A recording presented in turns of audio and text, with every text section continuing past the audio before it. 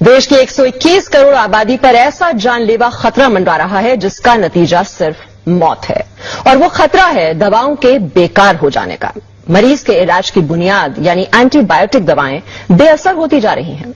Antibiotic दवाओं पर की गई स्टडी के नतीजे आगाह कर रहे हैं कि 2020 आते आते देश में एक भी असरदार एंटीबायोटिक दवा नहीं बचेगी और सर्दी जुकाम जैसे साधारण इन्फेक्शन भी लाइलाज हो जाएंगे।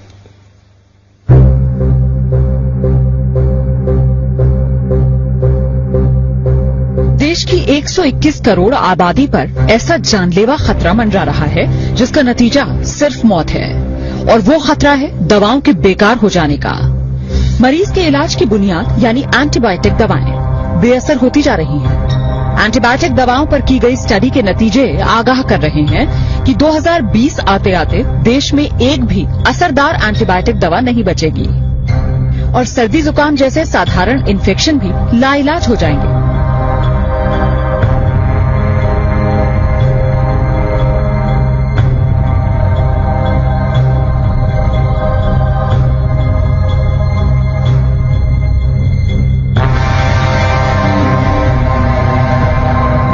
जरा सोचिए, अगर डॉक्टर को मरीज की बीमारी का पता हो, उसके इलाज के लिए बेहतरीन वार्ड, टेस्ट और ऑपरेशन की सुविधा हो, लेकिन मरीज पर दवाएं ही असर न कर रही हो और मरीज को बचा पाना नामुमकिन हो जाए। ये सिर्फ ख्याल नहीं है, ये वो डरावनी हकीकत है जिसका तोड़ डॉक्टर अभी तक नहीं तलाश पाए। दिल्ली के एक प्राइवेट अस्पताल में हुई स्टडी के नतीजों से ये खुलासा हुआ कि कई एंटीबायोटिक दवाएं जो गंभीर बीमारियों के इलाज में इस्तेमाल की जा रही हैं, दरअसल मरीजों पर काम ही नहीं कर रही। अस्पतालों में मरीज बेमौत मरने को मजबूर हैं।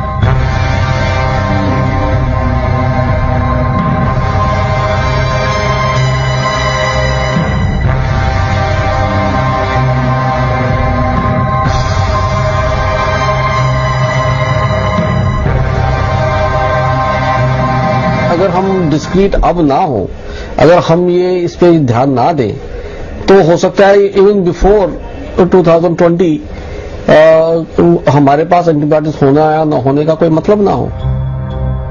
77,000 से ज्यादा मरीजों पर हुई अब तक की सबसे बड़ी स्टडी में ये पाया गया कि टीबी, निमोनिया और पेट की बीमारियों में इस्तेमाल की जाने वाली कई नई एंटीबायोटिक दवाएं अब बेकार हो चुकी हैं।